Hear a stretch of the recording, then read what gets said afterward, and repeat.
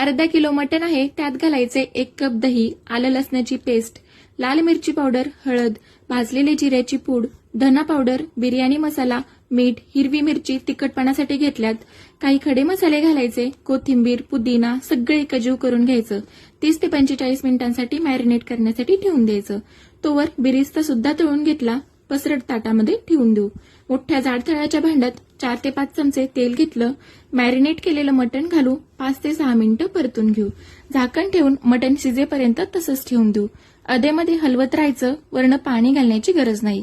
भातासाठी मोठ्या पातेल्यात पाणी गरम केलं, खडे मसाले, मीठ, मिरची, कोथिंबीर, पुदिना, लिंबू, तूप घालायचं. भिजवलेला तांदूळ घालायचा, 80% शिजवून घ्यायचा. तांदूळ डायरेक्ट शिजवलेल्या मटणावरती घालायचा. वरतून तळलेला कांदा, पुदिना, तूप, केशरचं पाणी आणि बरंच काही घालून 20 मिनिटे दम द्यायचा. डिटेल प्रमाणासह रेसिपी युट्यूबवर अपलोड केलेली आहे, पाहायची असेल तर पाहू शकतात. अजिबात कोरडी न होणारी मस्त अशी ज्युसी मटण बिर्याणी बनवून तयार आहे.